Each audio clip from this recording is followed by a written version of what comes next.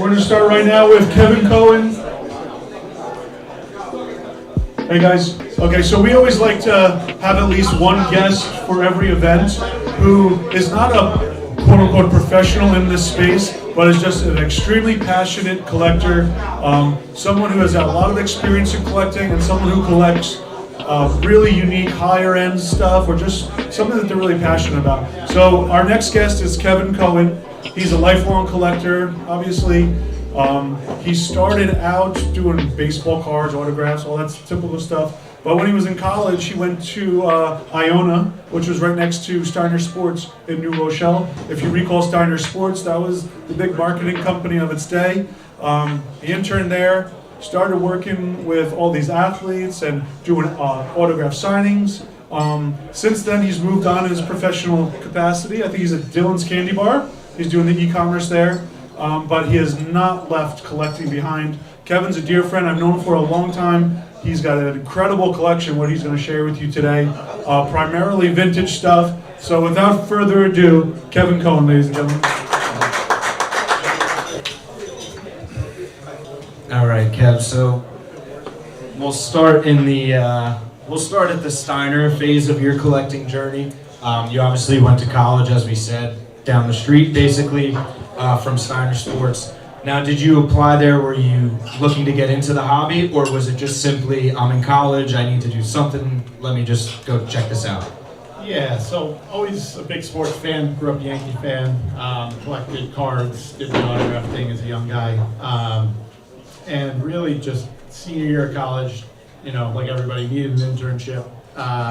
Saw that Steiner Sports was looking for interns, so I figured I'd take a crack at it. I had a marketing degree going, so applied, was fortunate enough to get accepted there. So started with actually the onset of the Yankee-Steiner partnership when they agreed with the Yankees to do that deal, to take on their game-used merchandise and resell it. Did that for about a year and a half, moved into the auction space there for a little while, and then ultimately got the opportunity to work in e-commerce in 2007. Spent about a year under the tutelage of the director at the time. Was fortunate enough to get promoted and ran their e-commerce business from 2008 to 2014. A couple hundred signings minimum, predominantly Yankees, a lot of Derek Jeter, a lot of Mariano.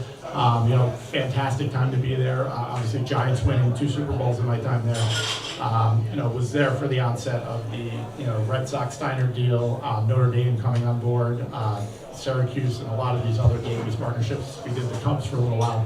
So, got to experience a lot of that, and really very cool starting place in the industry for me.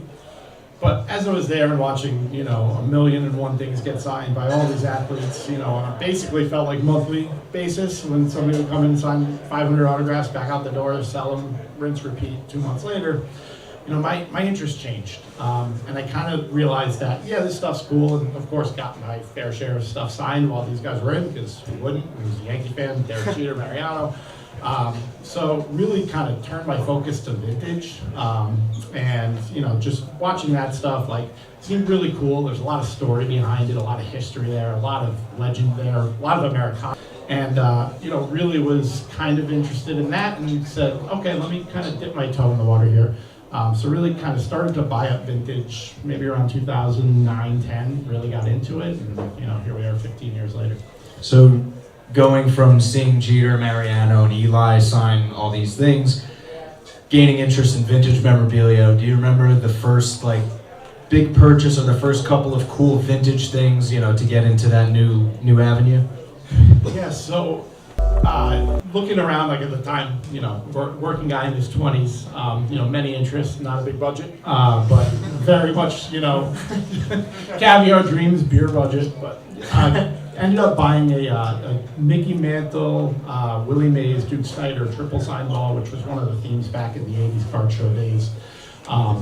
Took that and moved into my first 500 home run club piece. So kind of really those checkbox items where you're all right, I need this is pretty cool, got these guys.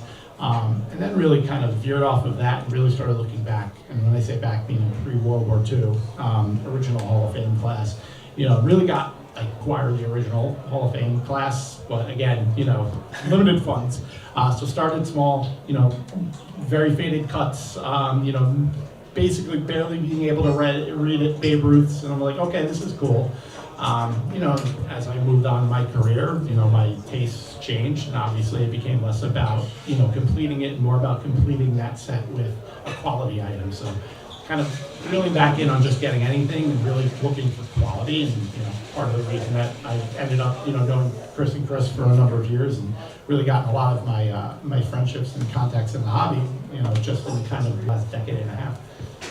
I think your journey is very similar to a lot of people here, is that we start collecting because we're fans of whatever team, the Yankees in your case, in my case, the Giants, and then you slowly, everybody knows, this is addicting. You slowly get sucked in, and first you're buying Derek Jeter, and then you're buying Rivera, then you're like, well, there's 100 monthly, like you were saying, but then that's a little more rare, and then eventually the cycle always turns into vintage, and that's primarily where you're focused now.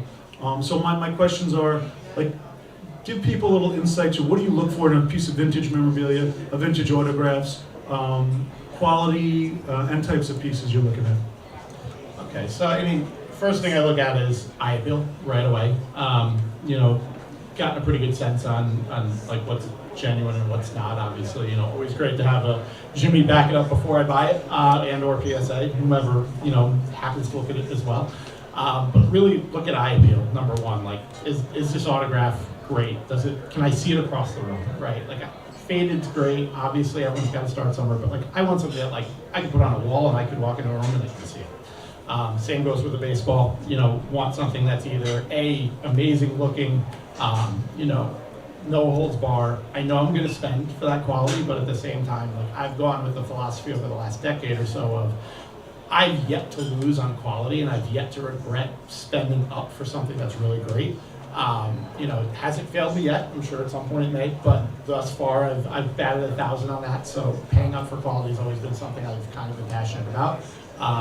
Maybe means I buy less, but I buy 1 really or 2 really great items a year at this point. Totally fine with me. I think we have a similar mantra, and most people who collect vintage, at first maybe you want to collect them all, like you were saying, the sets, but then it always comes down to quality, and that's where the real value is. Like you said, you never regret paying extra on day one for a piece because it's going to increase, or it should increase, I should say. And like you said, you haven't regret doing something like that. Yeah, and then I kind of look for the best of the best coupled with rarity, right? So, yeah, Babe Ruth's another guy. He signed plenty. There's a lot of Babe Ruth out there, and there's a lot of Babe, for that matter, was a little less prevalent, but still plenty of it out there. Same goes with Honus Wagner, Ty Cobb. All great. So I want A, quality, and B, just something that's a premium item that I know is going to hold value. So you have a pretty extensive collection already, and we're going to go to the show and tell in a little bit, but a few more questions first. Are there any items on your Holy Grail list that you haven't seen or haven't obtained yet that you are on your radar, and if the moment came tomorrow, you would figure out a way to obtain it? Yeah, so I regret being one of the underbidders on this item. Came up in Heritage back in February of last year. It was a 1906 Cubs banquet, which pretty much had every incredibly tough Hall of Famer on it. I had a pretty high number in my head of what it was going to go for and figured I was going to get it, and then I blinked and it was $15,000 more than my limit, so it went to somebody else and congratulated. It kind of came and passed, but if there's a name I'm looking for at the moment, it'd be Frank Chance. Very difficult, very famous, part of that original double play combo of Evers, Tinker, Chance. So if that were to come up in